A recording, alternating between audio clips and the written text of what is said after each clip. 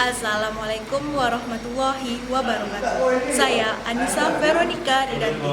Saat ini saya sedang berada di ruangan 108 dalam pelantikan Himpunan Mahasiswa Hukum Tata Negara periode 2018 sampai 2019 dan seminar dengan tema penerapan presidensial threshold dalam pemilu serentak 2019.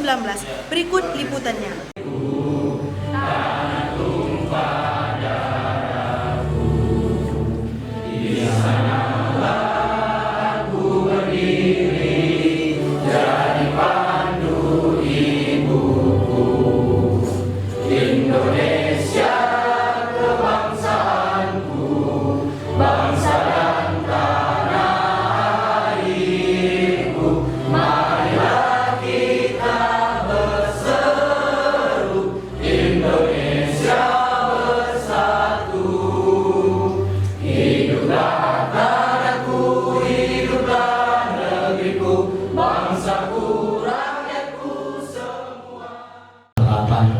Presidensial threshold dalam pemilu serentak 2019 dan sekaligus pelantikan pengurus baru yang alhamdulillah sudah dilakukan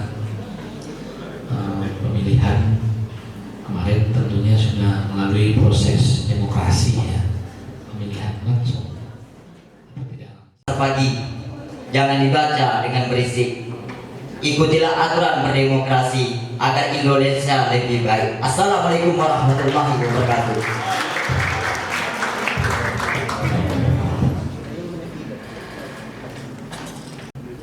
Terjadi di negeri kita ini. Saudara sekalian, presidensial threshold itu sebuah terminologi baru di dalam pemilihan presiden di Indonesia, khususnya ketika berubah menjadi pemilihan langsung. Pemilihan langsung mulai 2014, sebelumnya tak langsung. So, apa? Ya, masih kandidat dia. Untuk menjadi kandidat sudah ditetapkan syarat minimalnya. Ya, maka ya seharusnya ya kurang lebih mungkin kalau namanya kandidasi presidensial threshold ya secara etimologi lebih tepat ya, jadi syarat minimal agar menggunakan Undang-Undang 1, Undang-Undang 42 tahun 2008. Bayangkan Undang-Undang 42 itu harus mengcover Pilpres 2014. Sehingga kemarin banyak permasalahan yang muncul. Salah satunya adalah ketika muncul bagaimana Pilpres yang hanya 2 pasangan calon lalu harus mengikuti desain pada Undang-Undang 42 tahun 2008. Wassalatu wassalamu ala asyrafil anbiya'i wal mursalin wa ala alihi wa sahbihi ajma'in. Hamdan na'imin, hamdan syakirin, hamdan yuwafi ni'amahu wa yukafi'u mazidah. Ya Rabbana lakal hamd.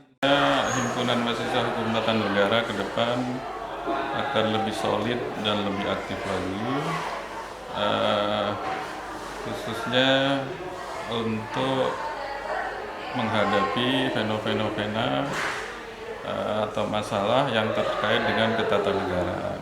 Maka salah satu bentuk ya atau implementasi dari kepedulian Himatara terhadap ilmu ketatanegaraan atau hukum tata negaraan adalah mengadakan seminar-seminar dengan mendatangkan akademisi dan praktisi yang berkompeten di bidang hukum tata negara untuk dibedah ya, dengan tema yang sesuai dengan masalah ketatanegaraan kekinian.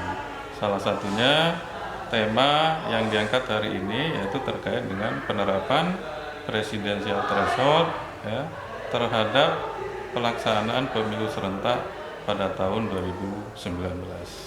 Alhamdulillah kawan-kawan memberikan amanah kepada saya untuk memimpin Himpunan Mahasiswa Hukum Tata Negara kepengurusan 2018 dan 2019. Dalam artian apa? saya akan berkomitmen bagaimana membenahi Himatara itu untuk 1 tahun ke depan. Maka dari itu saya ingin bersinergi kepada kawan-kawan dan juga merangkul kawan-kawan agar lebih solid lagi. Yang kedua, apa kebijakan atau hal-hal yang akan Himatara lakukan di masa yang akan datang? Baik, ini sebetulnya merupakan langkah awal kami ya, yang telah dilakukan seperti acara yang telah dilakukan hari ini, yaitu pelantikan dan peserta seminar. Ini adalah langkah awal kami atau batu loncatan proses berikutnya. Insya Allah kami akan mengadakan program-program dan rencana strategis untuk kedepannya untuk menjalankan roda organisasi ini. Bagaimana untuk kepentingan fakultas dan Universitas UIR Unggul 2020. Maka itu kami akan menjalankan program-program Tridharma perguruan tinggi, pendidikan, penelitian, dan pengabdian. Insya Allah kedepannya kami akan turun langsung ke lapangan, tidak hanya di dalam ruangan berteori, tapi kami akan praktek langsung ke lapangan dalam bentuk seperti penjualan hukum, pusdiklat, dan lain-lain. Nah, yang ketiga, apa kendala dalam melakukan seminar yang pertama ini? Untuk kendalanya pertama, ini adalah sebagai suatu tantangan buat saya sendiri. Kenapa? Ingin menyatukan persepsi itu butuh waktu kepada teman-teman satu himpunan. Maka dari itu kita kuatkan emosional, kita satukan pikiran bagaimana kita untuk mementingkan Himatara ke depannya. Jadi suatu program atau pelaksanaan itu bagus atau tidak tergantung kekompakan. Apabila kita tidak kompak atau solid, itulah menjadi kendala kita. Kepengurusan 2017-2018 itu karena ketuanya itu sibuk di luar kemarin, makanya kendalanya kurang ngumpul dan koordinasi ketua-ketua yang baru 2017-2018 itu kurang mengadakan sosialisasi untuk anggota-anggotanya, makanya anggotanya kurang paham apa yang harus dilakukan di pengurusan Himatara 2017-2018 itu. Mungkin itu.